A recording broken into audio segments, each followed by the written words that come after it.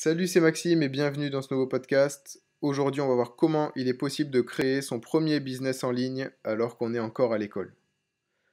T'es peut-être encore étudiant et tu veux lancer ton projet, ou alors t'es encore étudiant et tu ne veux surtout pas être salarié après tes études. T'as peut-être envie tout simplement de vivre de ta passion. Sache que c'est possible de lancer ton business en ligne pendant tes études. C'est pas aussi compliqué que ce qu'on pense et je vais te montrer ça en 4 étapes clés. Tu vas être assez surpris parce que créer son entreprise, ça prend que quelques minutes. J'ai lancé ma première entreprise et mon premier business alors que j'étais encore étudiant et il existe toujours plusieurs années après. Tu verras qu'il n'y a rien de plus épanouissant que de vivre de sa passion parce que tu peux travailler où tu veux, tu peux travailler quand tu veux, tu peux avoir tes propres horaires de travail, tu peux voyager, tu aménages ton emploi du temps comme bon te semble, tu te lèves à l'heure que tu veux et tu verras que quand tu y as goûté, en fait, tu peux plus t'en passer. Se lancer pendant ses études, c'est d'après moi le meilleur moment pour le faire. T'as pas encore grand chose à perdre, t'es peut-être encore chez tes parents, peut-être que tu payes pas de loyer, t'as pas de charges fixes tous les mois. Donc en fait, t'as pas besoin d'avoir une somme minimale qui rentre tous les mois pour pouvoir payer tout ça. Il te suffit d'y consacrer 1 heure ou 2 par jour. Le principal, c'est d'être régulier et de durer sur le long terme.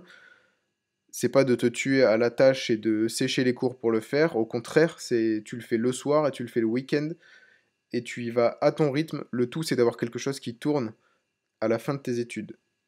Donc le but principal, voilà, c'est de générer de l'argent, un revenu régulier avant la fin de tes études. Le top, c'est de pouvoir te payer chaque mois avec ton business dès que tu sors de tes études. C'est l'objectif qu'il faut que tu puisses te fixer. Enfin, c'est l'objectif minimum que tu dois pouvoir te fixer. Donc comment on fait? Dans un premier temps, ce qui paraît logique et qui prend que quelques minutes, c'est de créer ta structure légale. Donc comme je te disais, ça prend quelques minutes, tu vas sur autoentrepreneur.ursaf.fr, tu t'inscris, tu vas avoir un numéro de SIRET et donc tu vas être en auto-entreprise. L'avantage, c'est que tu n'as pas de charge fixe viable tous les mois. Donc ton produit minimum viable, c'est une version allégée de ton produit final qui doit produire une tâche particulière, par exemple se déplacer. Si par exemple ton but c'est de vendre un moyen de locomotion, donc qui permet de se déplacer, tu vas pas commencer par créer une voiture, ça prendrait des années. Tu vas peut-être commencer à créer, c'est l'exemple un peu bateau, hein, tu vas commencer par créer un skateboard, tu vas créer ensuite une trottinette, ensuite un vélo et ensuite une voiture. Le tout, c'est de créer quelque chose qui fonctionne, qui plaît et qui se vend, de l'améliorer et de refaire le même processus.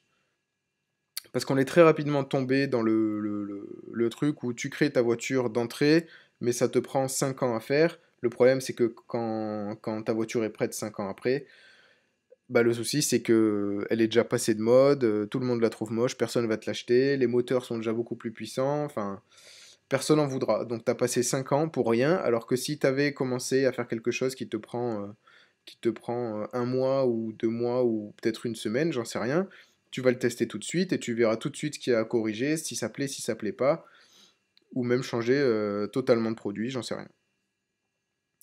Ensuite, une fois que tu as ton produit, il va falloir que tu trouves tes premiers clients, ça paraît logique. Donc, tu vas essayer de définir en fait ton client type. Par exemple, c'est un homme ou une femme, ou les deux. Est-ce que c'est plutôt entre 15 ans et 20 ans, ou 20 ans et 30 ans, j'en sais rien. Tu dois définir la plage d'âge, tu dois définir le sexe, tu dois définir les caractéristiques spécifiques. Est-ce que, par exemple, si tu vas vendre un nouveau type de lunettes, est-ce que ça va s'adresser plutôt à ceux qui voient mal de loin, ceux qui voient mal de près, etc. Et ensuite, tu vas devoir trouver des endroits, par exemple des groupes Facebook ou des comptes Instagram ou des forums ou j'en sais rien, des endroits où ces personnes-là, ta cible parfaite, en fait, où elles se retrouvent en masse. Et c'est à cet endroit-là que tu vas pouvoir aller leur vendre ou les démarcher. Donc ensuite, tu as ton produit et tu as ta cible, et c'est le moment de leur vendre. Donc comment tu vas leur vendre? Donc c'est là que tu vas créer soit ta boutique en ligne avec le catalogue, soit tu vas créer une page de vente hyper persuasive sur ton site web qui va conduire à un paiement et soit à l'envoi si c'est un produit physique, soit à l'envoi par la poste si c'est un produit physique et à l'envoi par email par exemple si c'est un produit en ligne. Donc à partir de là, tu as un business qui est en marche, tu as un business qui fonctionne, qui tourne, tu n'as plus qu'à optimiser ta conversion, à améliorer ton produit ou tout simplement à créer un nouveau produit. Il y a un gros déblocage mental qui se crée dans ton cerveau quand tu te rends compte que tu peux réellement vendre sur Internet avec un produit que tu as créé avec passion et tu verras qu'après, tu voudras seulement faire ça. Et si ça fonctionne, ce que je te souhaite, tu verras que tu seras très heureux. Ce podcast est maintenant terminé. Si ça t'a plu, n'hésite pas à t'abonner pour ne pas manquer les prochains. J'en publie 3 par semaine, le lundi, le mercredi et le vendredi. On se retrouve dans le prochain. C'était Maxime. Ciao.